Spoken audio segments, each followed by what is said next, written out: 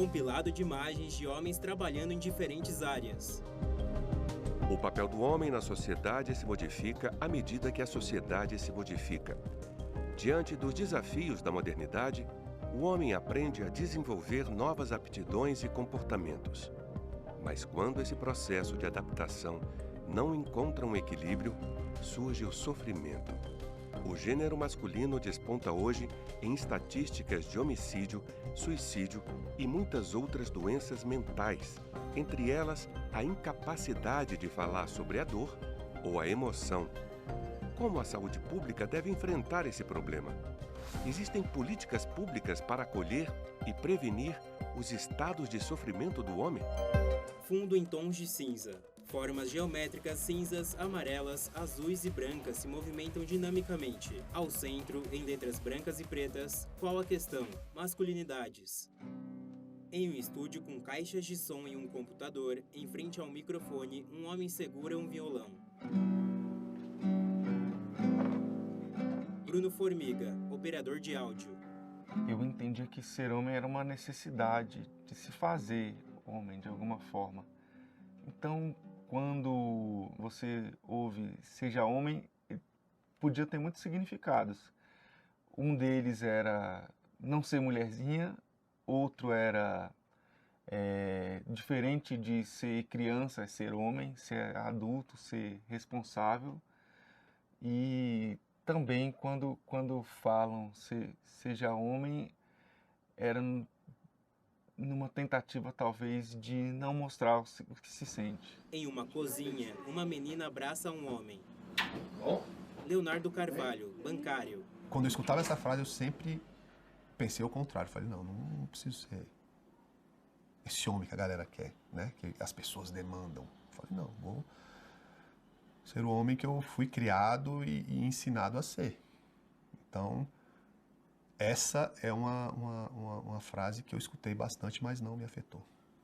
Seja homem, talvez seja uma das frases que a maioria dos homens vai lembrar na sua socialização primária, né? E quando a criança está descobrindo um pouco a organização do mundo, como que as pessoas se classificam. Lucas Amaral, pesquisador de masculinidades. Que algumas se classificam como homens, outras como mulheres. Só que essa frase ela vem carregada de uma série de imperativos, né? Positivações. Então, seja homem, na grande maioria das vezes, significa assim, seja produtivo, seja bem-sucedido, conquiste. No estúdio, Bruno digita no teclado do computador. A crise da masculinidade aconteceu quando eu era autônomo e estava trabalhando muito e não conseguia dar conta de todas as contas de casa. Eu estava casado com 3 filhos, com prestação de casa, com aluguel, tocando um negócio. E quando eu vi, não era suficiente, não fechava a conta. Não fechava a conta e eu sentia que eu não poderia recorrer a ninguém e não deveria recorrer a ninguém. Sobre uma estante, um homem pega um livro. A masculinidade hegemônica, ela é baseada numa misoginia. Ela é baseada num medo, num ódio e num repúdio aos atributos que a gente coloca para a mulher. Então, se a gente fala que mulher é ser emotiva, eu não vou ser emotivo. Lucas Nóbrega, psicólogo. Eu vou ser viril, eu vou ser assertivo, eu vou ser forte, eu vou ser superior e eu vou colocar a mulher no exato oposto. E na medida que esse lugar de poder vem sido desestabilizado, com as mulheres ocupando mais espaços de poder na sociedade, a ideia de masculinidade ela também vai se transformando, né? Essa caixa formatada sobre o que é ser homem, ela vai se tornando mais flexível, assim, né? A crise da masculinidade, ela é um fenômeno que com certeza paira na nossa construção coletiva, né? Na nossa cultura, de uma maneira globalizada. Por quê? Porque as estruturas da sociedade, elas foram se transformando, né? No século XX, os movimentos feministas, eles nascem com uma demanda primeiro por direitos, né, civis, depois por uma problematização e realocação dos papéis sociais, né, as instituições principais, a família, né, o trabalho. E aí começa a existir um debate muito profundo dentro da cultura sobre os afetos, as relações sexuais, né, a liberdade ou não de comportamentos. E todas essas demandas dos movimentos feministas, elas vão se capilarizando. Eu sempre quis ser pai. Não sabia a forma que viria. Eu conheci uma pessoa aos 27 anos, ela também tinha 27 anos. Nós tivemos breves encontros e desses encontros a gente veio a Belinha, né? Ela não queria ter filho, mas eu encorajei porque eu sempre quis ter. Problemas começaram a surgir nas minhas amizades, nos meus relacionamentos. Eu comecei... o álcool passava a ser uma solução. Tudo era motivo para tomar uma cervejinha. Tudo era motivo. Então, se eu conseguia alguma coisa, de repente eu já ia tomar uma cervejinha. Nunca me vi como um alcoólatra, mas eu sempre vi eu vi uma relação muito delicada. Eu vejo ainda uma relação muito delicada com o álcool, porque para mim parece ao mesmo tempo um objeto de comemoração, um lugar também que você afoga as mágoas. E muitas vezes termina sendo um refúgio. Na Praça da Educação e Saúde, Lucas Amaral, pesquisador de masculinidades, caminha, se senta em um banco e abre um notebook. É muito importante a gente recorrer ao conceito de masculinidade hegemônica, que foi desenvolvido pela Rennie Connell. Em geral, o modelo hegemônico convoca, por exemplo, a violência como uma linguagem naturalizada. O modelo hegemônico convoca uma assunção daqueles papéis de gênero e sexualidade bem cis-heteronormativos.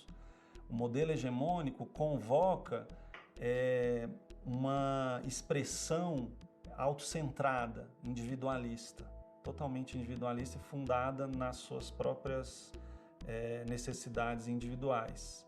O homem, na nossa sociedade, ele vive numa dupla experiência, né?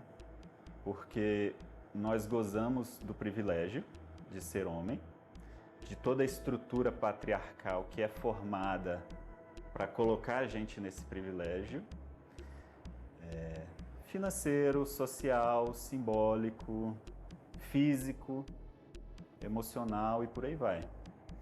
Mas isso tem um preço. Em um quarto, sentados em uma cama de casal, um homem de pele negra e cabelo preto conversa com um homem de pele negra e cabelo grisalho, cabisbaixo. Por um caminho com plantas, um homem de pele negra e óculos anda. Ele sobe uma escada, se senta em um banco e tira um livro da mochila com o título Cartografias da Masculinidade. Vinícius Dias, psicólogo. Em todos os dados que apontam para uma qualidade de vida, para uma cidadania plena, o homem negro ele está nas piores estatísticas. Eu vou me debruçar aqui sobre duas: a morte violenta e o encarceramento de pessoas. Está lá o homem negro despontando nesses dois lugares. E isso é mais uma prova que o patriarcado ele deu errado, inclusive para os próprios homens. Porque os homens eles se suicidam muito mais do que as mulheres. Os homens, eles são, a maioria, envolvida em homicídios, em mortes violentas no geral, acidentes de trânsito. Lá estão eles, né? Eles são os principais abusadores de quem eles deveriam cuidar, né? De crianças, adolescentes. Então, olhar para esse público através da criminalização não vai nos dar muitas respostas. Em 2022, a taxa de homicídios por 100 mil habitantes foi 3,5 vezes maior para os homens negros do que para os homens não negros. Fonte: Instituto Sou da Paz. Ela ficava na casa dela com a bebê, eu ficava na minha, eu ia todo dia lá. E chegou um determinado momento que ela não tinha dado nenhuma vacina, não estava fazendo a alimentação correta. Eu falei, não, então manda ela lá para casa, porque a gente, com o suporte da minha mãe, eu vou fazer o melhor que eu posso, né? Eu vim buscar terapia muito tempo depois. Não era nem uma possibilidade buscar ajuda, nem terapêutica. Até as que querem te ajudar falam, pô, ele não pede ajuda, então não precisa de ajuda. Bruno E Formiga, as pessoas operador vão se de afastando, áudio. inclusive a sua cônjuge, os seus filhos, talvez menos, mas eles passam a não contar mais com você para algumas coisas. Eu lembro de um aniversário do meu filho que eu perdi porque eu estava trabalhando, tão afogado nessa coisa de tentar ser suficiente. Na clínica, com homens, é muito comum que a gente ensine a dar nome a sentimentos. O que é isso que você está sentindo? Fala, erre. A gente fala muito do silenciamento emocional dos homens. Lucas Nóbrega, Assim, né? psicólogo. Esse lugar de poder que o homem ocupa leva ele a ter que silenciar sobre o seu mundo interno. A alexitimia é uma dificuldade de identificar o próprio estado emocional. É um mecanismo de defesa primitivo em estado de depressão ou dor. Fonte: Campbell RJ, Psychiatric Dictionary. A alexitimia, ela é então digamos, o nome que a gente pode dar para quando esse estado ele se tornou patológico e crônico, né? E eu poderia dizer que não diagnosticados existem milhares de homens, né, com esse fenômeno. Um outro momento que eu me vi num lugar difícil foi quando eu me separei. Eu não entendia o que eu estava fazendo de errado. Eu não entendia. Eu falava, mas eu acho que eu não conseguia ver aonde eu estava faltando, onde eu estava sendo ausente, eu não conseguia ver. Hoje eu vejo, mas naquele momento eu falava, mas está tudo bem, por que a gente está separando? É só uma fase, daqui a pouco as coisas vão melhorar. Na pia da cozinha, Leonardo Carvalho, bancário, prepara o café. Em uma bancada, a menina passa requeijão e uma fatia de pão. Quando a Bela chegou, eu tive a licença paternidade, só que ela não atende, né? O que eu fiz para resolver esse problema? Foi uma oportunidade que apareceu e eu usufruí. A minha empresa, na época que eu trabalhava, era empresa terceirizada e de tempos em tempos terminava os contratos, aí você era demitido, era contratado na outra empresa. Aí eu tinha um FGTS bom e quando eu fui demitido dessa empresa, eu falei, vou ficar em casa. Até esse dinheiro acabar, depois eu tenho meus contatos, meus amigos e depois eu volto pro mercado aí sem problema nenhum. A licença paternidade foi instituída pela Constituição de 1988, mas nunca foi regulamentada. Atualmente, existe um grupo de trabalho na Câmara que estuda a sua ampliação. Imagens de homens segurando bebês no colo. Eu lembro claramente que no meu processo de separação, a gente tentou fazer de uma forma muito amigável, muito tranquila. E, no entanto, quando você está muito ferido, isso é muito difícil. E aí eu me peguei numa escalada de falta de amor próprio com ser violento, ser agressivo. Não só com a minha ex-mulher, mas com as pessoas ao meu redor, com meus filhos, no sentido de um endurecimento muito ruim. Eu entendo que eu vivi, que me enquadrou na Maria da Penha foi uma crise, é como eu entendo. Uma crise nossa, talvez. A violência contra a mulher, ela pode ser falada aqui de diversas formas, mas uma das formas é a incapacidade de dizer. Vinícius Dias, psicólogo. De dizer, olha, eu não gosto, eu tô triste, eu me sinto dessa forma. Diante dessa incapacidade de dizer, a violência, ela é um dito. Um dito que agride, um dito que mata. Mas ela é um dito. Então, educar homens para falar é muito importante. Eu diria que é uma questão de saúde pública. diante dos números de feminicídio que a gente tem no Brasil. Encontro especial Homens Eu em Conexão, conduzo Brasília, grupos Distrito de Federal homens 2023. Há muito tempo já, né? E a grande dificuldade do homem é exatamente estar num ambiente com outras pessoas, onde ele vai ser exposto a falar ou a revelar, a expor a sua subjetividade. Então, são homens muito diferentes também entre si, né? Mas que às vezes, caramba, aquele cara que eu achava que é tão diferente também está vivendo uma coisa que eu também vivo. E ele está tendo uma resposta diferente para aquele drama que ele está vivendo. Talvez eu também possa ter uma resposta diferente para o meu drama. Olha só, ele está triste e ele chorou. Talvez eu também possa me permitir chorar. Entende? Ou talvez eu possa me permitir falar sobre, né? Bruno Formiga, operador de áudio. Eu sabia que eu estava errado, eu já sabia. Eu entendo que foi importante a intervenção jurídica porque pôs um ponto final. Perceber isso, acho que me permitiu voltar de novo uns passos para trás e tentar falar, pô, peraí, o que eu estou fazendo de errado? Eu entendo que ela foi muito generosa comigo quando ela percebeu que ela também era uma pessoa que estava participando de violências e chegou para o juiz e falou, não, eu quero retirar o que aconteceu. Aí ele falou, não tem volta o que você fez, não tem como retirar, não tem como tirar o processo. E aí ele fez uma reunião online em que ele falou, ele colocou, olha, parece que o que estava acontecendo já está resolvido, parece que já resolveu, então, mas me penalizou, né? Me sentenciou a fazer o curso, o grupo, com um grupo reflexível de homens. O Grupo Reflexivo de Homens é um programa de acompanhamento psicossocial aos autores de violência contra a mulher. Lei Maria da Penha. Fonte NJM TJDFT. Lucas Nóbrega, psicólogo. Eu sinto que um primeiro passo é a gente flexibilizar, amolecer esse padrão, sabe? Afrouxar um pouquinho essa caixa e abrir espaço para outras formas de existências de homens e de mulheres imediatamente também.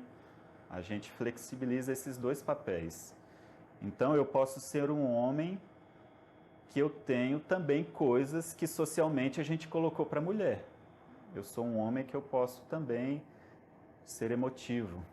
Eu sou um homem que eu não preciso ser assertivo sempre. Eu não preciso ser provedor, eu não preciso ser viril. Eu posso sair desse ideal e dessa caixinha. E no primeiro dia que eu cheguei no curso, eu entendi que aquilo seria muito importante para mim. Então, o curso, salvo engano, foram 8 encontros, 8 segundas-feiras à tarde. Tinha dia que a Denise desistia da gente. Eu falava, não, galera, desse jeito não dá. Porque quando junta um monte de homem, a gente vai falar besteira, vai sair besteira. Dificilmente, se não tiver uma pessoa para dar o norte, a gente ia falar do futebol, a gente ia falar da gasolina alta, a gente ia falar de qualquer coisa, menos do cerne do que é ser homem. É preciso perceber que você também é culpado das suas atitudes. Você também é responsável pelas suas atitudes. Nem tudo é só reação. Que elas deixam isso muito claro e a gente tem essa percepção de que é uma história que você constrói junto com o outro, seja no seu trabalho, seja na sua casa, seja nas suas relações de amizade, seja nos seus afetos. Leonardo Carvalho, bancário. Eu, como pai, fui muito dedicado. Eu sou assim, sempre fui. Só que com a Bela, até um certo ponto, eu consegui fazer só isso e no meu coração eu achava que estava ok, mas quando ela foi crescendo e se expressando, ela começou a demandar de mim isso verbalmente, né? Tanto para terapeuta quanto para mim mesmo. Ela chega de vez em quando, ela me dá umas abafadas assim, de que eu não sou carinhoso. Então isso, como eu sou muito observador de mim mesmo, eu comecei a ver que isso era uma verdade. E não só com ela, né?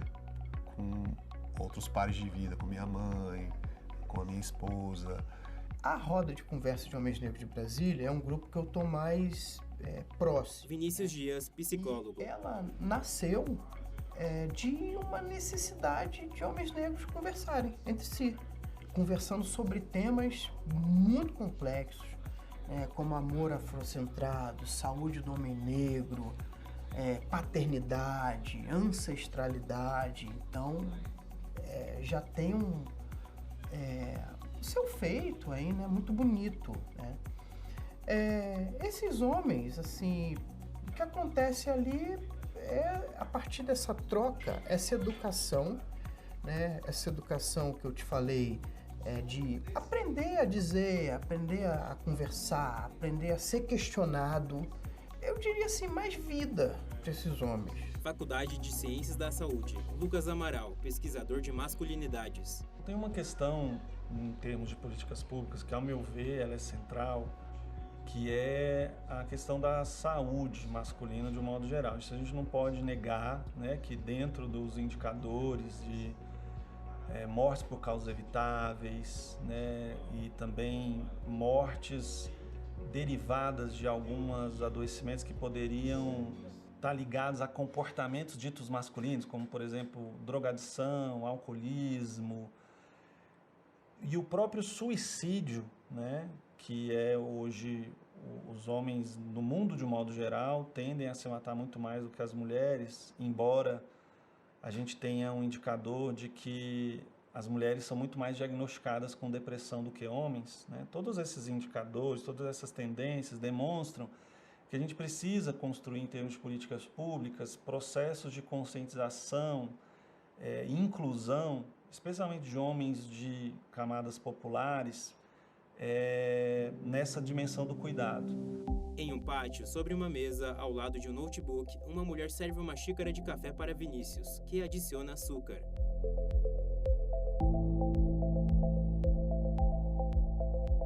Eu penso que, enquanto sociedade, a gente precisa ter lentes para o masculino mais sensível e, principalmente, para o masculino negro.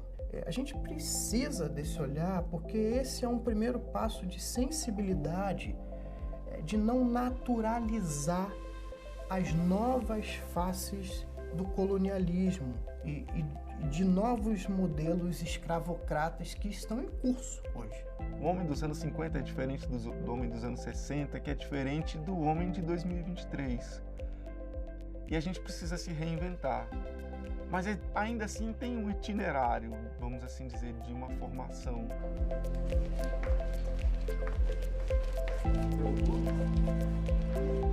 Leonardo e Bela saem de um prédio de condomínio com mochilas nas costas e entram em um carro branco. A Bela, ela trouxe essa observação a mais para mim. Então eu muitas vezes tenho que parar, não, tenho que... Ainda é muito racional para mim, sabe? Em alguns momentos, que é isso, você vai passando os dias mas eu já tô conseguindo, já melhorei bastante isso, assim. Já me peguei até fazendo isso instintivamente, né?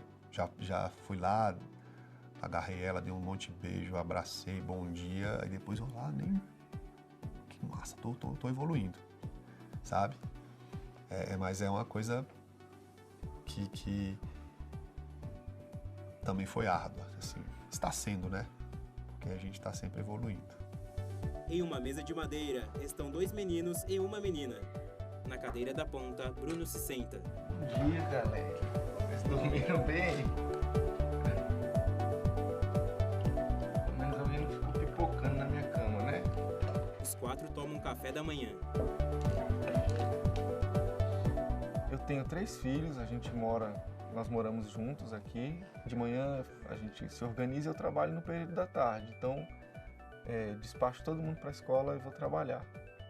E chego depois de todo mundo já estar em casa, organizando para outro dia novamente. A mãe deles me ajuda, me auxilia, busca na escola quando precisa, leva para o futebol também. Mas eles também têm uma certa autonomia, estudam perto. Quem não consegue ir para a escola sozinho tem a van que busca. E a gente hoje tem uma organização bem sólida como família. Eu toco o barco, vamos assim dizer. Eu sou o responsável por eles. uma sala, Bruno está sentado com os filhos. Créditos na tela.